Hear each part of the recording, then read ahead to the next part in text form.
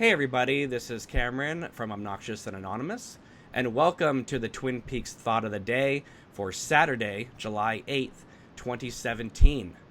My guest today is a co-host of what many consider the finest horror podcast on the internet, Shockwaves, formerly Killer POV.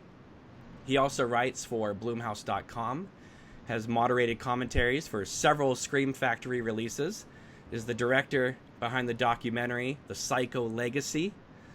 But I will tell you this, he is without a doubt one of the nicest people that you will ever have the pleasure of passing 10,000 times on a weekend at a horror convention. That's right, it's Teen Wolf's biggest fan right behind Styles, Rob Galluzzo. Thank you so much for joining me, man.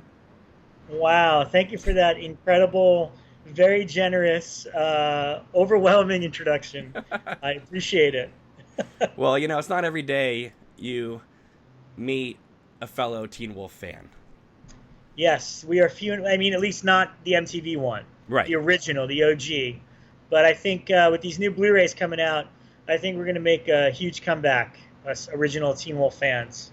It was kind of funny because I remember the night before they announced it, I was thinking about the Teen Wolf cartoon, and I posted on Facebook, and I said, Rob, when are they going to release this? And you're like, hold on. And I was thinking, really? Because I know Shout had released the Beetlejuice cartoon, so I was maybe hoping that there was going to be a Teen Wolf announcement, and then the next day there was a Teen Wolf movie announcement. I'll tell you, the hardest thing, especially when it comes to working on some of these auto commentaries or bonus features, is keeping the secret. You know, you want to say to people, especially fellow kindred spirits such as yourself, that Teen Wolf the cartoon is coming. But I am not allowed to say it until they say it first. So we're here. This is obviously the Twin Peaks conversation. So let's discuss all things David Lynch and Twin Peaks here. Yeah, sure. I never get to talk about Twin Peaks, really. Yeah, that's one of the reasons why I've been hounding you for years to come on this thing. And and then finally you're like, okay, let's do it. But let me wait till I watch episode 8 first, and then we can do this. And 8 really changed. 8 was I'm glad we waited till after 8, because 8 really changed a lot for me. I had a friend of mine contact me saying, Cameron, I thought I knew Twin Peaks until I saw episode 8. Now I have to rethink everything in terms of Laura and Bob and all that. But well, we're gonna get into that coming up here. So I guess my first question for you, Rob, is what is your first memory of seeing a David Lynch film? And not necessarily maybe the full film, but just images you recall. That's a good question. I'm actually quite a late comer to both David Lynch's filmography and Twin Peaks. I did not watch Twin Peaks when it was on initially. I remember the big ad campaign on who killed Laura Palmer. But, you know, this is early 90s, so at that point, there was a period there where I kind of just fell out of any interest in movies or television and was all about music. And so this is, you know, right at the cusp of the grunge revolution, if you will. And I was just into music, so anything to do with Twin Peaks was kind of just in my peripheral vision. I didn't know it. I just knew the Laura Palmer mystery. And then in terms of Lynch, his films, I know I saw Elephant Man really young, but I didn't. It was at a period where I didn't know that it was a David Lynch film. It was just when I was watching movies. It was before I passed that threshold of figuring out who directors were and that they had style and stuff like that. I just remember I really loved Elephant Man and the movie Mask that with Eric Stoltz. I used to watch that one all the time. And I was just so sympathetic to those characters. And I probably watched Blue Velvet and Wild at Heart probably mid-90s when I was slowly starting to get back into movies. And I liked them, but I didn't love them. There was a period where I was trying to get into like cult films, kind of in the post-Tarantino world where everybody was talking about all these like really strange, bizarre, unique stories. So I was trying to just get my hands on anything, and eventually I made it to those movies, and I liked them, but I didn't get them. It wasn't until much later, honestly, that I got a newfound appreciation both for David Lynch and for Twin Peaks. I want to say it was before I moved to Los Angeles, so maybe about 10 years ago, and maybe my timetable's off. I think it was when the Gold Box came out, that I went and watched all of Twin Peaks. Because my memory is when they were on VHS, it was pretty hard to get them, in particular the second season, because I used to go to these Fangoria Weekend of Horror shows, and I had a friend that was always with me that was always on the hunt for bootlegs of Twin Peaks season 2 because they were never commercially released. So we had very preliminary conversations about, well, why is the second season so hard to get? And he was telling me, well, they've solved the mystery of who killed Laura Palmer, but then it went in this different direction. Da, da, da. So it was all very just kind of just little bits and pieces that I knew of but didn't really grasp until I think the Gold Box. When that came out, then I just marathoned the whole show and was really blown away by the pilot. I still think to this day that pilot is like its own amazing Lynch movie. And you can watch it completely out of context just as this great 90-minute piece of filmmaking. And basically when I revisited the Gold Box, I went back to the beginning and started going through Lynch's filmography one by one and really trying to see what the movies made me feel. Because as he got a little bit more avant-garde and kind of did away with traditional narrative, when I was younger, I didn't have the patience for that. I found that really frustrating. But then after getting into Twin Peaks and then going chronologically, I just realized it was more about aesthetic and how the story made you feel rather than explaining everything, which is kind of what the new Twin Peaks is doing all over again. Right.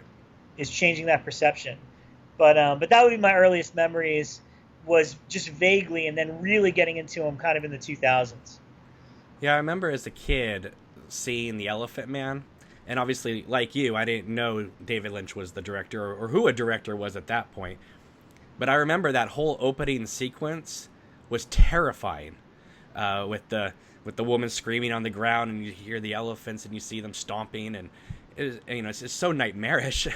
Yeah. And I remember when I was a very little kid, Cinemax would talk about their Friday night cult movies they were playing. I remember seeing an image of Eraserhead on one of the commercials and thinking, Eraserhead? What the heck is that? And and then, of course, I remember as a little kid going into the back bedroom where my uncle was watching Dune one night and thinking, oh, this looks like Star Wars. And then after 5 minutes going, this isn't Star Wars. And I would leave the room.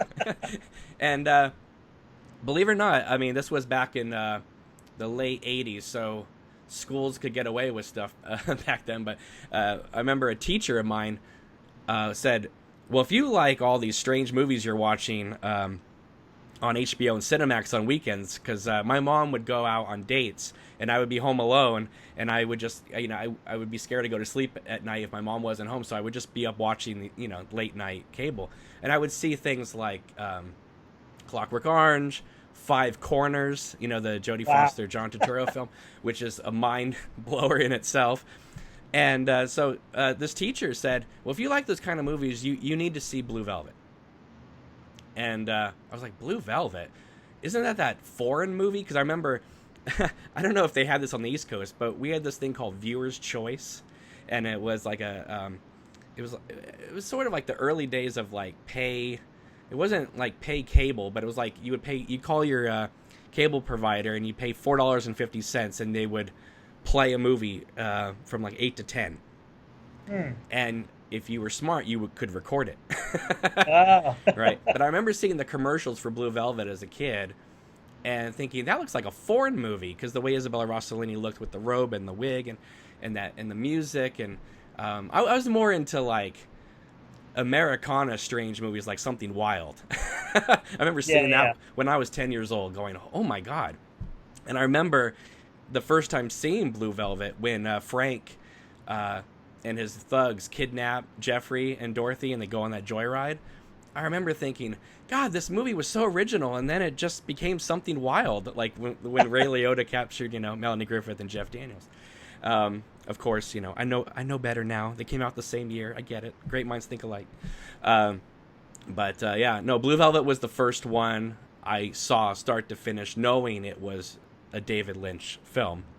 Right. And then Twin Peaks came out right after. And then that pretty much just changed my whole landscape of what TV could be. And again, it's one of those shows where back at that time, there was no DVR, there was no, buy it on Vudu or iTunes and catch up with the episodes as they were coming out. You either saw it or you didn't, and if you missed it, you never came back to it, because it was nearly impossible to figure out what was going on if you missed 3 weeks of it. Yeah. So I would be recording every episode, whether it be on Thursday nights or Saturday nights. My plans for the day were canceled, and just recording everything. And and I still have those original recordings to this day. It's amazing. They've held up. Wow, the commercials are probably pretty wild. Yeah, and I, they were all recorded on SLP, and yet the image is still crystal clear. Whereas the what you were talking about, looking for those season 2 bootlegs, do you remember in the mid 90s they came out with that giant VHS box set? You could get it like Suncoast or something, and those were all on SLP. And again, they didn't include the pilot because they couldn't get the rights to the pilot, and so it would come with like this little like leaflet that would just tell you, summarize what would happen in the pilot. And of course, if you see the pilot, you can't summarize that in a leaflet. Wow. Yeah, so when that gold box came out, that was the first time the pilot had been included with the first series or the whole thing altogether. And of course, then when the Blu-ray set came out, that's when everything became crystal clear and the movie was included and we got the missing pieces and all that with it. So yeah, I mean, it's been one heck of a journey. Yeah. No, it's incredible. I love that it keeps kind of either being rediscovered or repurposed, however you want to look at it. I mean, you're a musician. I think one of the reasons why Twin Peaks has endured is because they never went with a late 80s, early 90s film score. It's very the jazz, the kind of the classical score it has, and the fact that they kept everything not obviously the hair and some of the technology, but for the most part, that show could happen at any time because a lot of the girls are dressed like more like 50s style and that type of thing. So when you see it today, it doesn't feel like you're watching Dallas or something from the 80s. It doesn't seem like it's aged that much. Yeah, it's definitely got a timeless quality to it for sure. And it's funny you mentioned the music because the music on the new iteration of the show is my least favorite part. The ending with some hip band of today that you'd see in Brooklyn or Silver Lake is my least favorite part of the return. But that's just me because I'm a grumpy old man now. And how do you feel about the Nine Inch Nails playing at the Roadhouse? I mean, it was cool to see them show up because it's Nine Inch Nails and they have the Lost Highway connection and everything. It's one of my least favorite Nine Inch Nails songs that they chose, and it threw me off that it was where it was in the episode but I mean, that's what David Lynch does, is he surprises you every step of the way. So usually that's what signifies we're at the end of the episode. But I think it's cool that he stuck to his guns and that we are getting this 18-hour version of it rather than a truncated traditional series that it probably could have been had he done it with anybody else. Had he not played hardball and threatened to quit, I don't know, because this is going to be one of those things that's going to be talked about and dissected for probably forever. Once all is said and done, especially in the context of Twin Peaks and his filmography, it's just going to be constantly picked apart. So before the series came out, there was a lot of speculation about like, well, how are they going to do this new series? How are they going to bring in new viewers, and make it something that's exciting for older fans as well? And many of us kind of concluded that they might introduce this newer mystery, and then as it goes on, just make it progressively more odd and strange, and take us down through that infamous path to the lodges. And yet, I remember Evan Sadoff from Birth Movies Death said to me, well, what makes you think Lynch is going to do that? I said, well, do you think he would just make this thing for the hardcore fans and everybody else is invited, but it's basically for the fans that stuck with him for the last 40 years? He goes, don't put anything past Lynch. And I said, okay, but I just don't see how Showtime would agree to that. And then when you watch this new show, That's exactly what he did.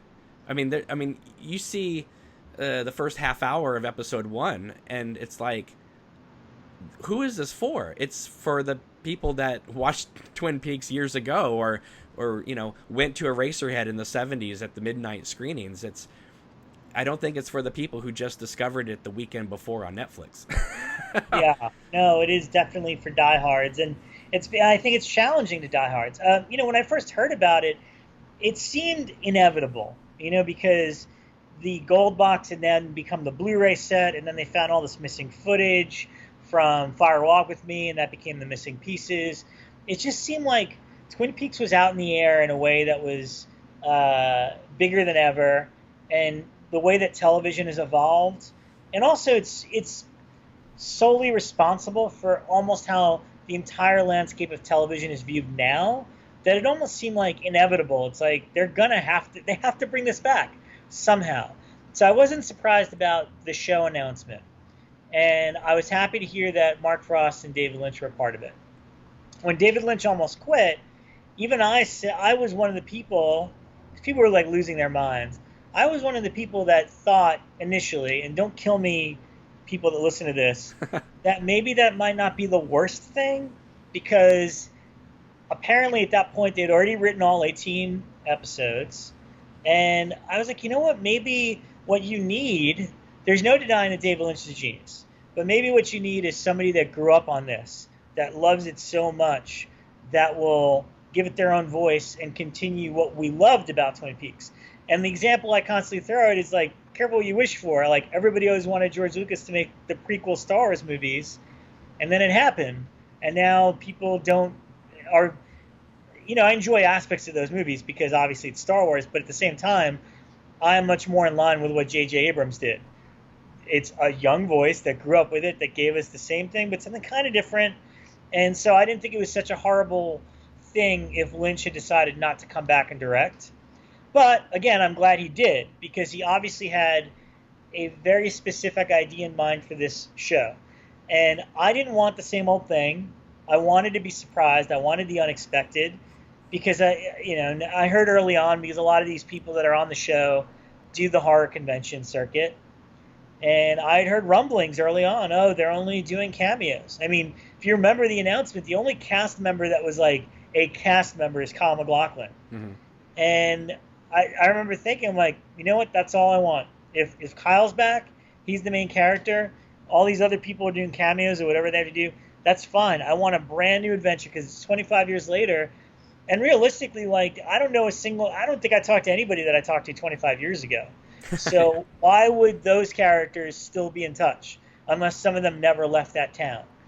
In real life, you're not still super close with the people that you were close with 25 years ago. So basically, I was completely as open-minded as possible, and wanting to be surprised, and wanting to the show to be whatever David Lynch, pretty much putting my trust in whatever he wanted to give us, and that would have to be good enough, because it's either nothing or this. So it's like, I'm just kind of happy it exists. Yeah, and I think it plays like it is sort of like the extension of the show originally, right? Like, it's not season 3 of Twin Peaks. It's the 25 years later story. Yeah. Yeah, and my friend, I've been watching. What's been fun about the new version of this is that I didn't get to watch the show when it originally aired. So I just caught up on it and marathoned it on Blu-ray or DVD when it initially came out. And now I get together with two of my friends, Andrew Cash and Joe Madry, who are very good friends of mine and very big Lynch and Twin Peaks fans. And it's been great to get together once a week or once every other week. I think for the first 2 weeks or 3 weeks, we saved 2 episodes at a time. So we watched the first 2. And even though we could watch 3 and 4, we waited. We were like, you know what? Let's wait till next week and we'll watch the next 2. And it's been great to watch them in that way. And then because once they're over, the three of us just discuss it. And we talk about how we felt and what we thought certain things meant and why, because I'm not as meticulous in the details of the old. I haven't watched the show in a while. It's been a couple of years.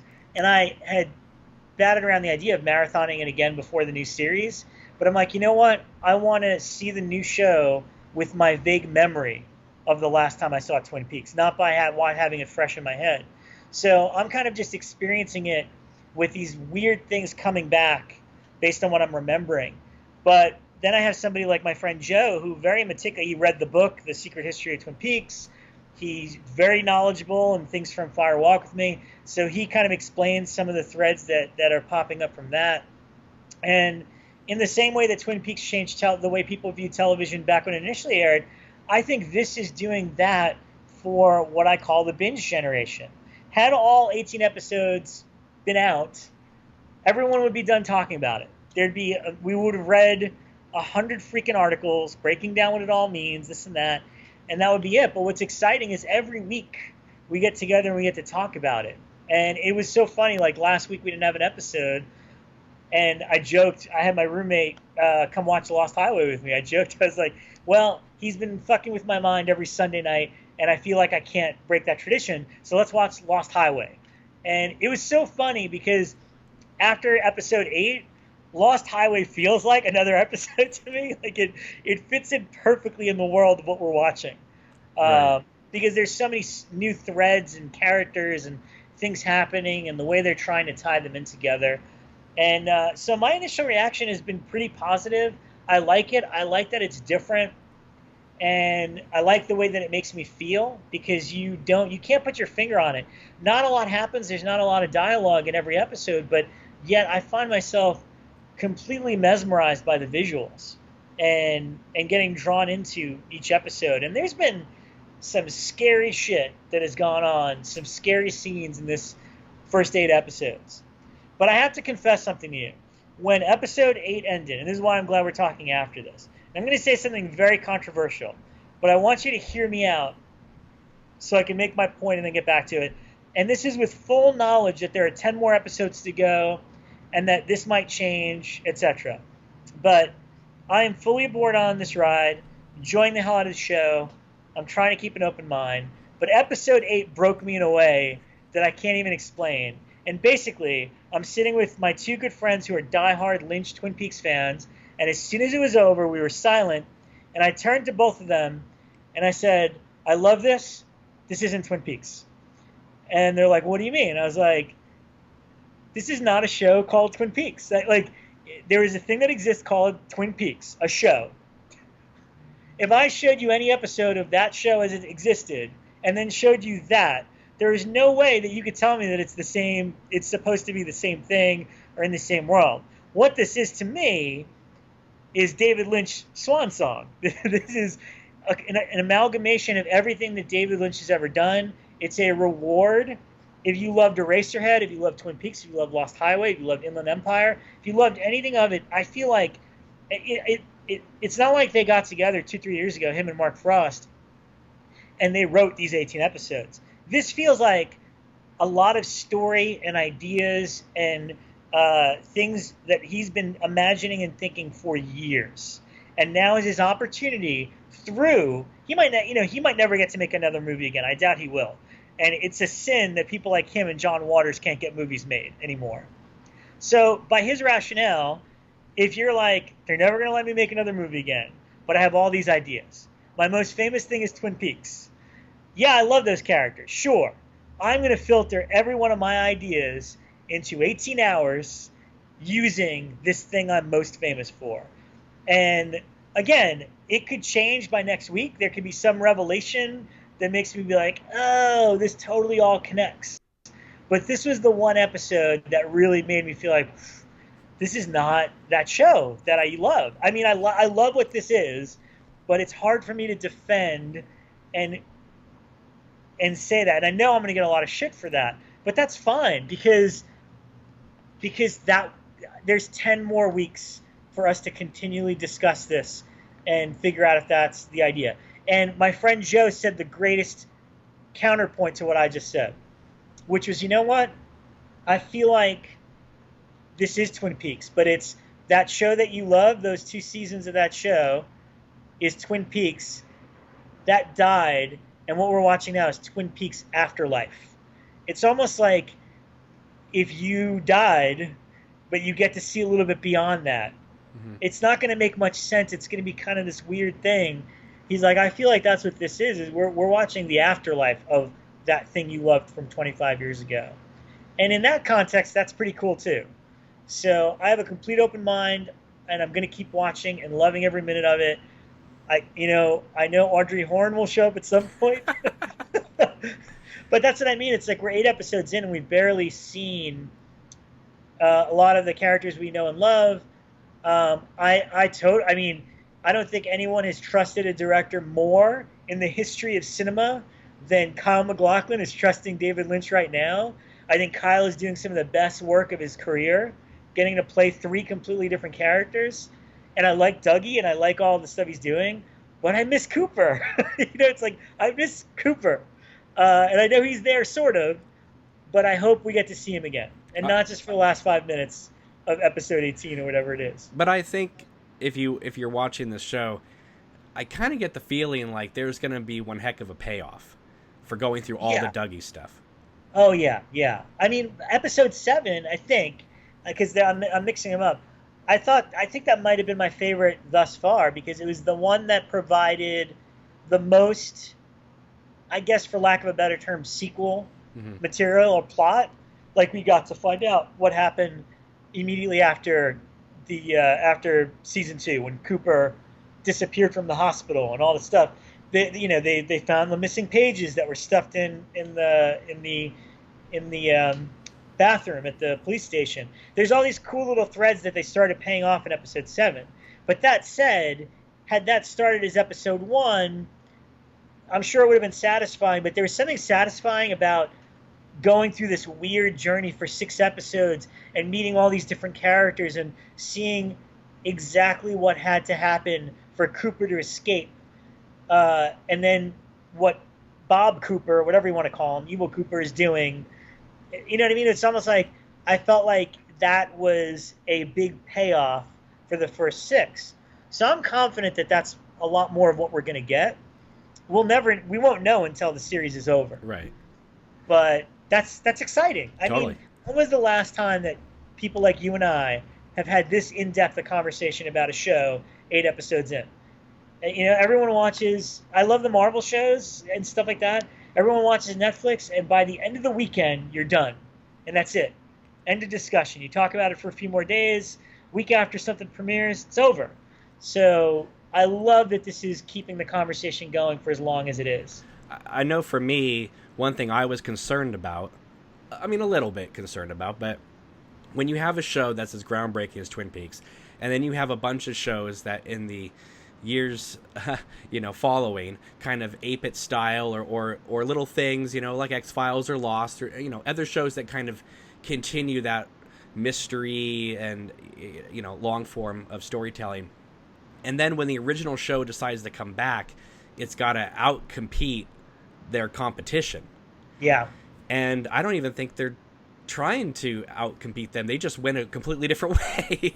I just don't think that's possible. That's the thing. It's like the effect, the ripple effect that the original Twin Peaks had on television was so vast that if they did that, I don't think David Lynch is capable of repeating what that original iteration was, nor would he be interested in it. So that's why I like what they're doing, because it is to what 1990 audiences were seeing, totally different for what television is today. Right. Well, after the atom bomb sequence in episode 8, and we got to the young boy and girl walking on the street, the street, and it's all black and white and it's beautiful and crystal clear.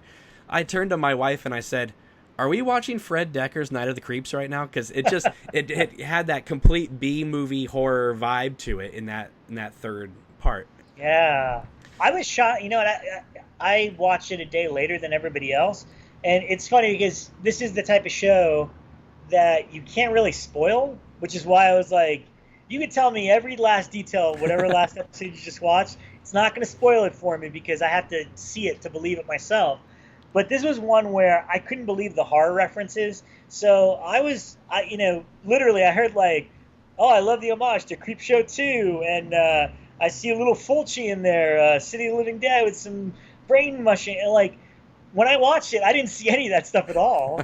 But it's funny, and like you just said, Night of the Creeps.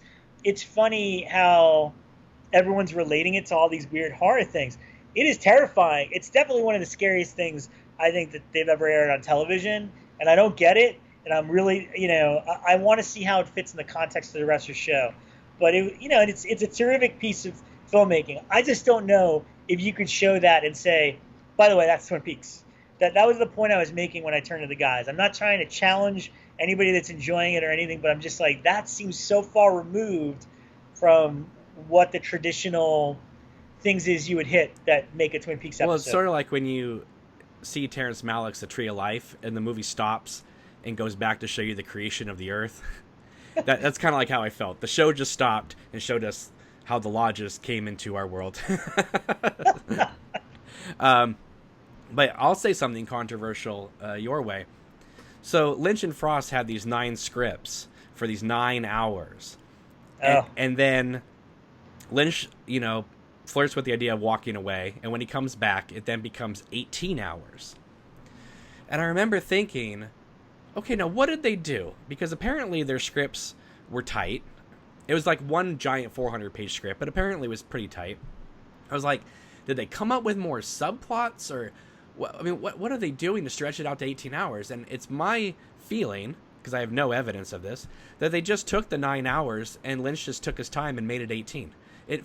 Because it doesn't, there's so many scenes that could be done in a minute or two that he's stretching out for long periods of time, which is wonderful. But I think I can't imagine this show being done in 9 episodes now. Yeah, can you imagine if next week was the last one? Well, I think it was more of a. I'm only theorizing. Is Lynch strikes me as the type of person that doesn't want to adhere to a traditional, by today's standards, traditional TV shooting schedule. So if there's 9 episodes, right, or 9 scripts, and you're like, well, all right, we're giving you 22 days to do this first script. I think if he stretched it out the way he did, he could take his time with capturing moments, because from what I've heard, he seems like a very, I don't want to say improv or improvisational in terms of letting people improv, because I heard he doesn't do that at all. Mm-hmm. In fact, I keep hearing this funny story about I think it's Jim Belushi, who tried to ad-lib a line, and apparently he got on his bullhorn and said, "Mr. Belushi, do I need to send you to the principal's office?" Basically telling him, stop improv, just say what's in there. But I could see him from a visual standpoint, seeing a scene, being in a location, and being inspired to shoot it a completely different way or figure something else out. Right. I'm sure it didn't say in the scripts, every episode will end on a 5-minute video with artist of choice. Yeah. So I think it was a way to give breathing room for his creative process, which nobody gets these days. So if anything, it was a very smart negotiation tactic on his part to get complete creative control. I don't think we'll ever see anything like that happen again. Right. But bless him, if this is going to be the last thing he does, then he has earned it 100%. It's because I get the feeling like he shot a bunch of musical sequences at the Roadhouse and then decided in post, like, oh, I like this song to end here. Those were all shot in one day in Los Angeles, I heard. Really? Literally every artist in a row. They shot all their scenes in one day. Oh, wow. So that is correct. He is just picking which one he thinks fits per episode. Right, because I was told that, that's why I was surprised when they said we're coming back with 18 episodes, because everything I had heard was there wasn't even a set amount. It was like they would get into the post and decide where to stop each episode, because it was being edited as one film. Yeah. So that's why I was surprised that, okay, we're getting 18 1-hour-long episodes, because I was hoping, from a fan perspective, that we would get one episode that would be 37 minutes long and another episode 90 minutes long. Sure. Just kind of playing with the, but hey, it is what it is. But it's 18 parts, technically. That's how it's being referred. Exactly.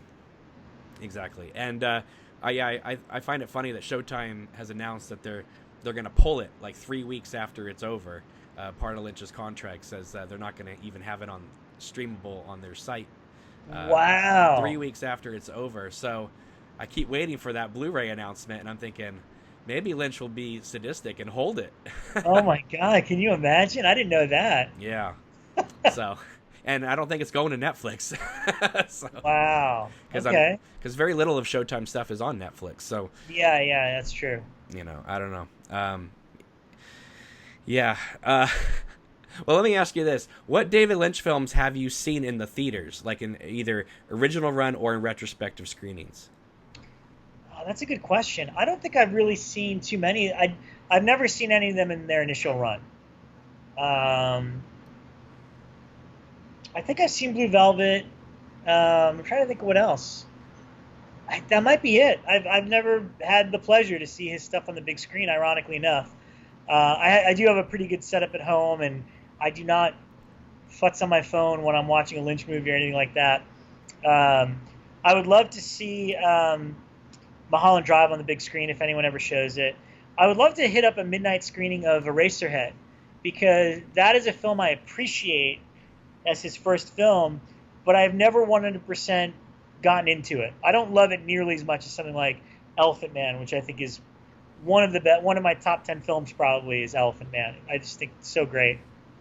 But yeah, I would love to catch Eraserhead on the big screen if it was like a midnight screening soon. Or Mulholland Drive seems like the one. I remember I worked at Amoeba here in Hollywood for a couple of years, and one of my main bosses, huge Lynch fan, and so I talked to him all the time about Twin Peaks and Lynch, and he told me, I'm so jealous. He told me two great stories. One was when Mulholland Drive came out, he was working in New York City at the time in Manhattan, and he worked a late job. So he went to see Mulholland Drive at like midnight when he got out of work, and he said he loved it so much that he went back 3 nights in a row at midnight. Every night after he got off his shift at work, he saw Mulholland Drive. Another shift, saw Mulholland Drive at midnight again. So he saw it 3 times consecutively at midnight in a row in some New York City art house theater. And then he also told me that he took a date to Inland Empire, and it ended their relationship. They walked out and they're like, yeah, I don't think this is going to work out. I thought that was amazing that experience completely diminished them. And you know what? I have another weird thing about Lynch, and I think this is because I watched all his movies consecutively. I think back when I started my Amoeba job, I just started taking them all out and going in order again. This is such a weird, dare I say, shallow-esque point of view, I guess. But Lynch has a way, and this is why Inland Empire doesn't work for me, is Lynch has a way of capturing people and characters at their absolute peak of beauty. And what I mean by that is, and when you watch them in a row, it's like Blue Velvet. I've never seen a more beautiful woman on film than Isabella Rossellini in that movie. And then Laura Dern in Wild at Heart has never looked better. Kyle MacLachlan in Twin Peaks, like he's a beautiful, beautiful man in that. Literally everything he picks. Mulholland Drive. It's what's her name? Laura Herring. Mm-hmm. I've seen her in tons of other stuff. She's a very attractive woman, and the same thing with Naomi Watts. But they're not like usually my the type of girl type of actress that I crush on, so to speak. But I think they are so. There's something almost ethereal about them in Mulholland Drive. I think they're so beautiful the way they're photographed. And he does all these amazing close-ups of these people in all these movies. And Inland Empire is the one where everyone's a little bit older, things are a little blurry. It's almost like ugly on purpose, if that makes any sense. Mm-hmm. So that was one of these weird, unique things I picked up on, is that somehow he has that magic to capture people at the peak of their beauty and make them look as more beautiful than they'll ever look captured on film and anything else. And I say that because people take everything to heart and offended by everything. So I hope that's not offensive. I'm just saying there's some pretty people in Lynch's movies. Well, the one film you need to see in the movie theater of his is Wild at Heart. Yeah. Because if you go to a proper screening of it and they have it up loud, which is what they're supposed to do, yeah, every time the match strikes, the entire theater rumbles. Your seat, it's like a 4D ride. Wow. And it's amazing. I saw that. I was 14 years old when that movie came out, and I saw it 5 times in like 3 weeks in the theater. I just couldn't believe it. And after the first 2 times, the theater that was in my town played it double feature with Pump Up the Volume. Whoa. And that was, I mean, that's a great double bill. And when you're 14, that's a great double bill. Wow. Yeah, so it was pretty amazing because you would see Pump Up the Volume in its 1:8:5 aspect ratio, and then when it was over, the screen got wider, because it was red curtains. It was like one of these movie palaces. Yeah. And the red curtains kept going wider, and then when the opening credits happened with the fire and the flames and all that, you could see the reflection of it on the red drapes, and of course you had just seen Twin Peaks with the red drapes in the red room and all that. So it was like you were in just David Lynch heaven. Yeah. And it was absolutely amazing. That's cool. Yeah, I hope it plays here soon. Well, I actually saw Wild at Heart playing. Where was it? It was on at the Chinese theater. I think they did a retrospective of Lynch's work recently. And I was down in LA a few months ago and happened to catch it. But they played it very low, and the last reel was out of focus. Oh, man. See, that kills me. Yeah, I that's part of the reason I like watching. I mean, because in today's day and age, everyone's got a pretty darn good, close to theatrical home setup if you want. Mm-hmm. And, and I have a big 60-inch TV, which is just a couple of feet away from my couch, so it looks like a big screen. I hit all the lights off. I crank the sound. I really, I think at least you could try your best to match that experience if you can. Right. Okay, Rob, here's a question for you. So you write a lot of articles, obviously having to deal with like the horror genre.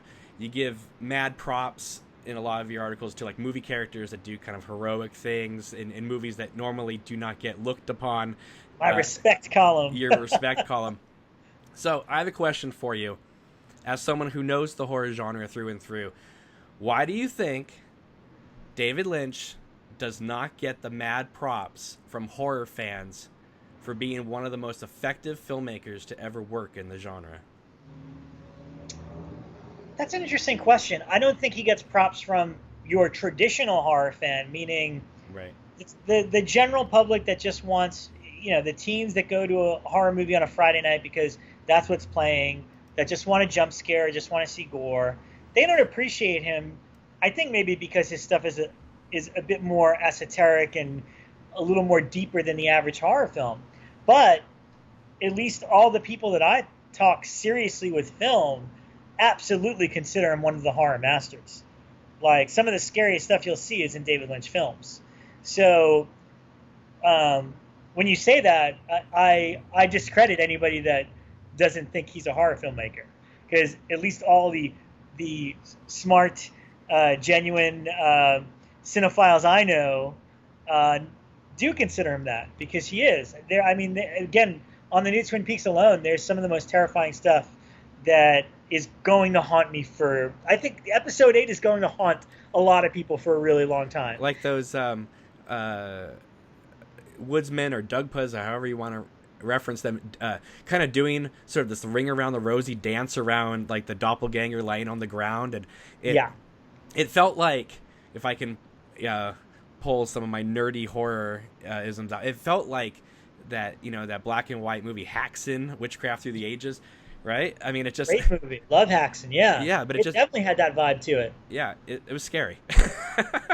I actually have a really funny Mulholland Drive story for you that I'll tell. Back east, I used to go to a lot of these horror conventions, and I was at... This couldn't be too long after Mulholland Drive came out. Probably on video at this point. But I'm at one of these conventions, clean-shaved.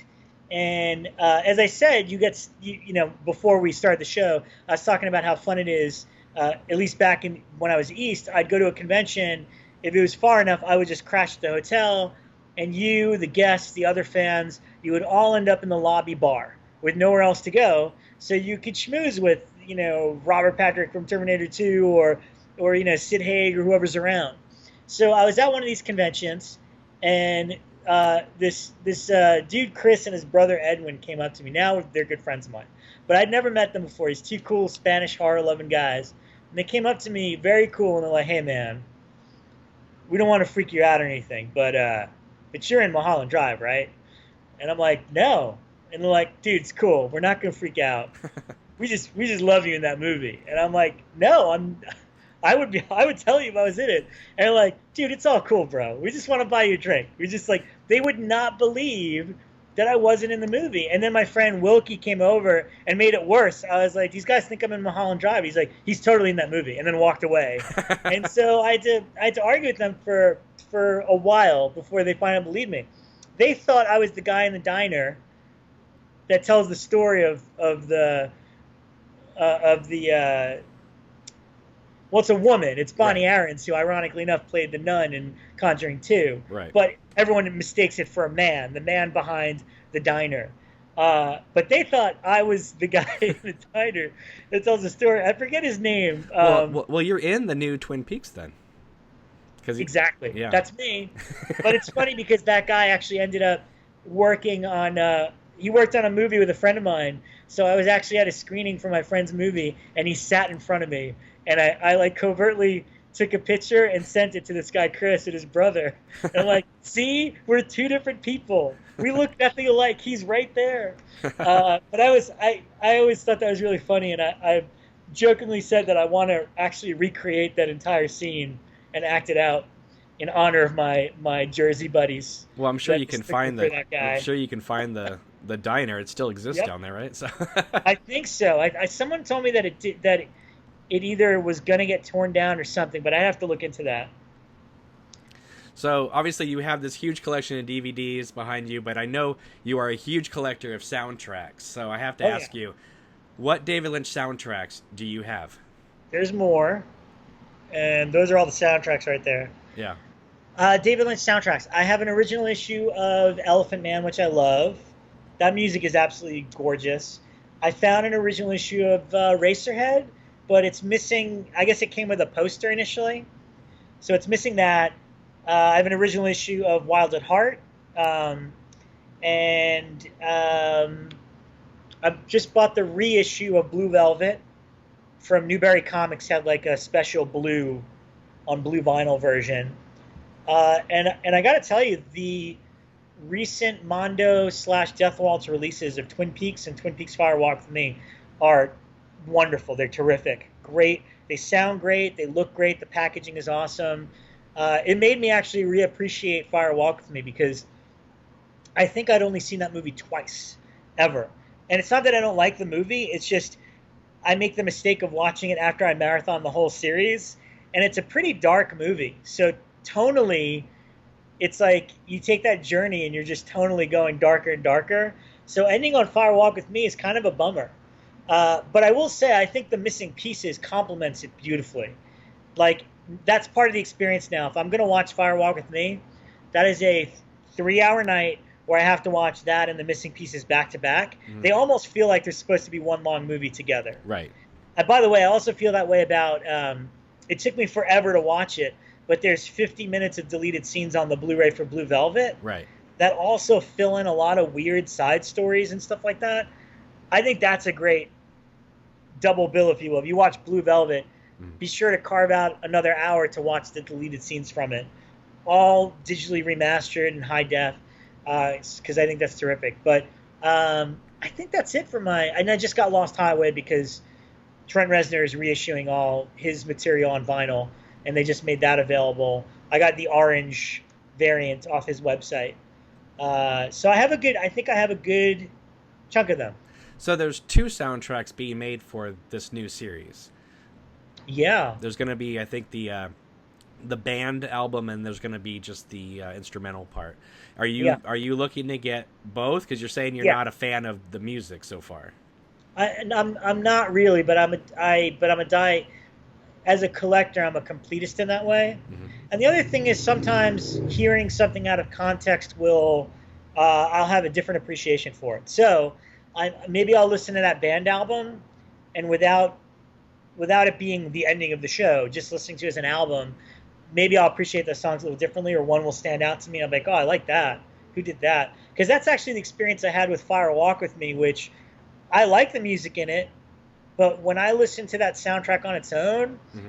it feels like being kind of teleported to a slightly different world. And I have such a newfound respect for that soundtrack ever since Death Waltz reissued it. So let me ask you this about some of the actors in the new series. We talked a little bit about Kyle MacLachlan. I don't think that he's ever acted as well as he is in this new series. And listen, I love him in Blue Velvet. I love him in the, obviously the original Twin Peaks is just, that's just career defining for me as a, young person seeing the show. I've loved a lot of his work in other movies and TV shows. Even if I don't even like the movies and TV shows, I've always liked him in it. Yeah. Right? Yeah. But this, like you said, this is kind of like kind of a David Lynch retrospective with this new series, but it's also like a love letter to Kyle MacLachlan. It seems like it's almost like they really missed working with each other, so David Lynch wanted to bring him back for the right role or roles. Yeah. And yeah. I mean, I've seen him a little bit as Cooper in this new series. He's great as that. But it's his performance as Dougie and his performance as the doppelganger or Bob. I never knew Kyle MacLachlan could kind of internalize that Frank Silva bravado Bob when he gets out of the car in the first episode and just pulls that gun away from that guy outside the shack, and he's such a badass, and oh yeah, and he's terrifying when he's laying on the bed with Daria and he's telling her he's gonna kill her. That's a great. That was the scene. I think that's episode 2 or 1. 2. It's in the second one where I remember being blown away by him. Everyone, well, not everyone, but people were like commenting on like his hair or his wig or whatever, and I'm like, who cares? He's so good in that character. Like, why are you focusing on his hair? What difference does that make? But yeah, that's. I totally agree with you. I think maybe this was the opportunity that Lynch was waiting to use him in a way that I think we've all underestimated Kyle MacLachlan. I've always liked him and stuff, but the multiple roles and facets and things he's doing are just exceptional.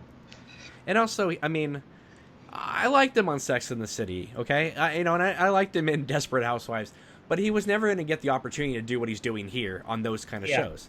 Yeah. And, when you see him as Dougie, it's almost like, my wife said to me, he seems like someone who's either had a stroke or he's playing like an autistic child. And it's amazing to see how he's playing this character. And initially it's like, okay, this is a very strange role. But as it keeps going, he becomes more and more endearing to the audience. And I know you want Cooper back, and we all want Cooper back.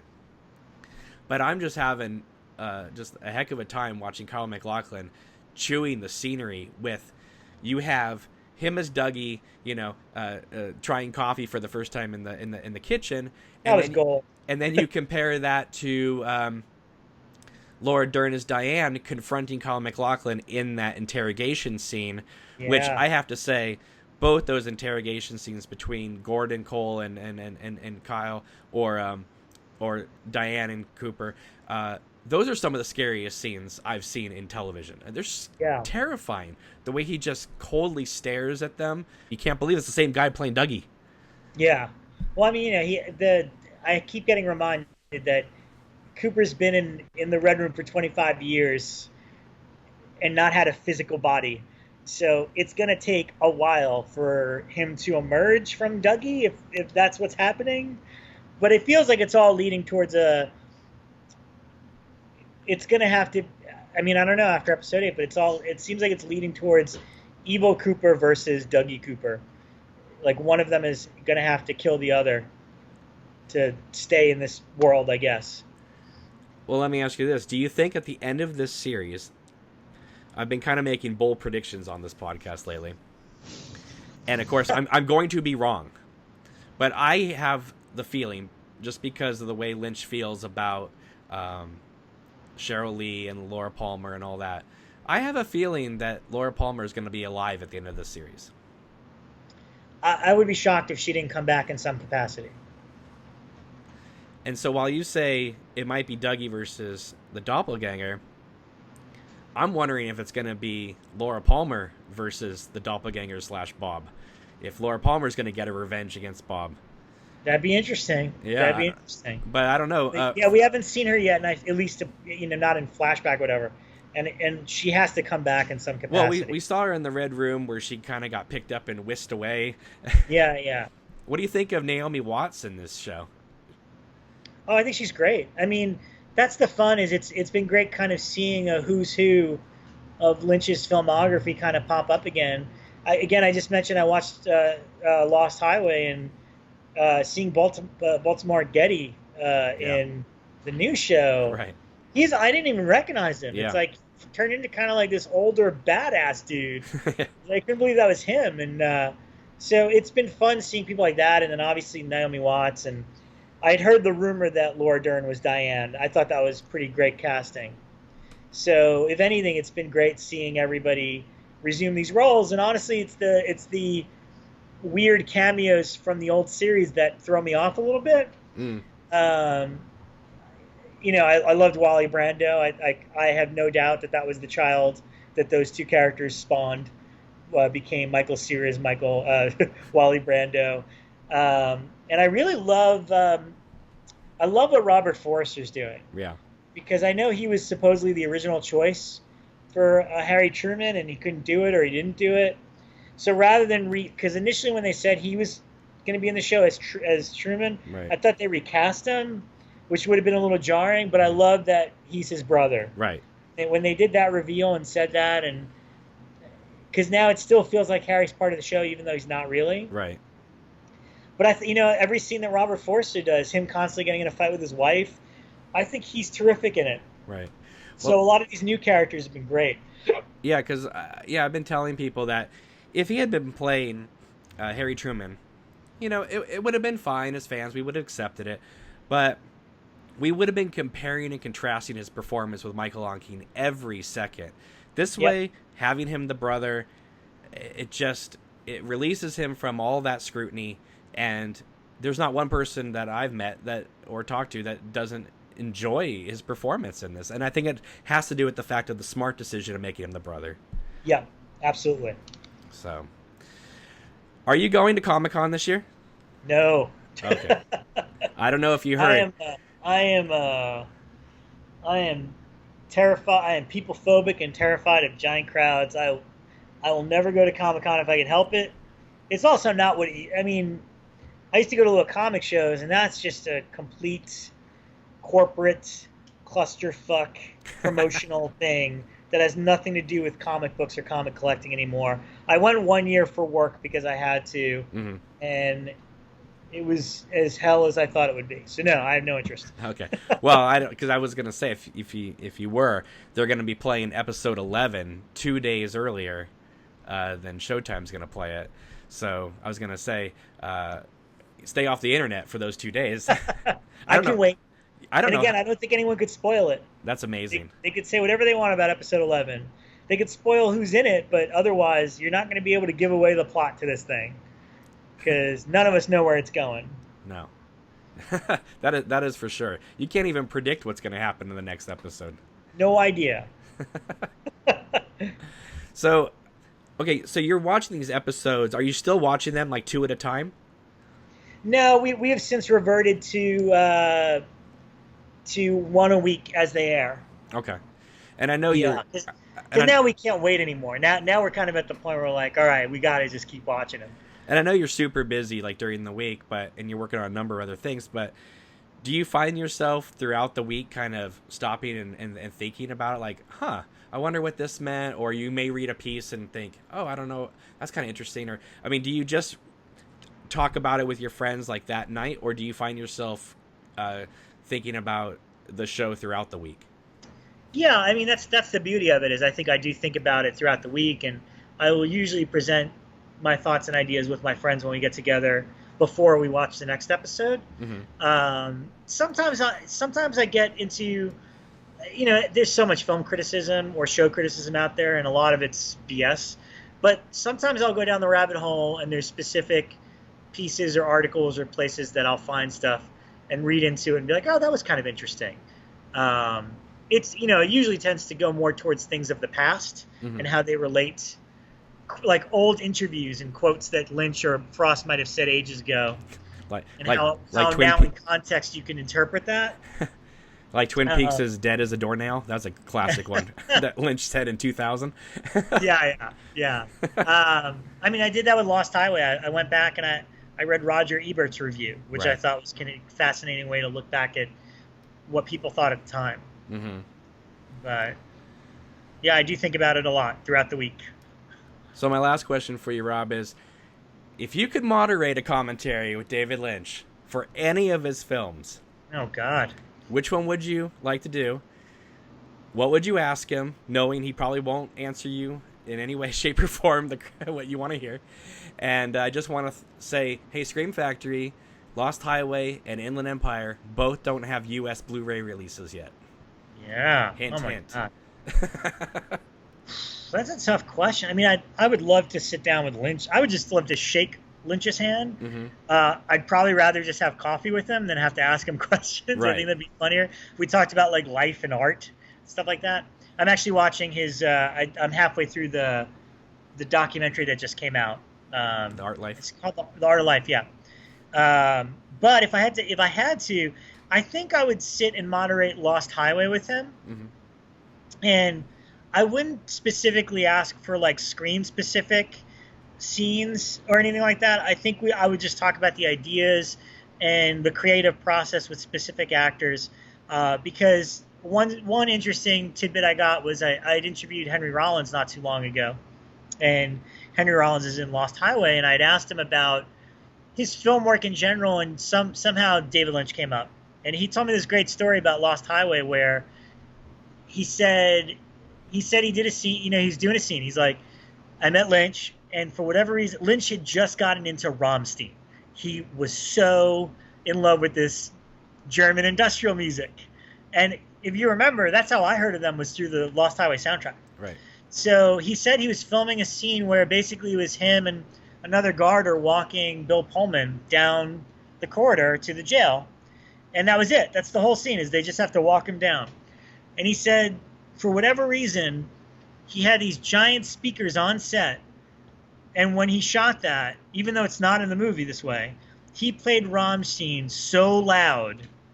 And he said what that did was it completely changed his body language.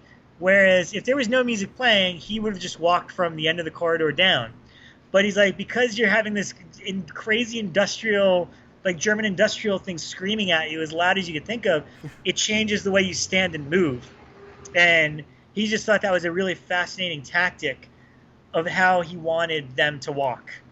That song is not in the movie at that scene. It's actually silent. Right. But I thought that was really that's just a fascinating director thing to do. So I feel like knowing that story from Lost Highway would be a good starting point.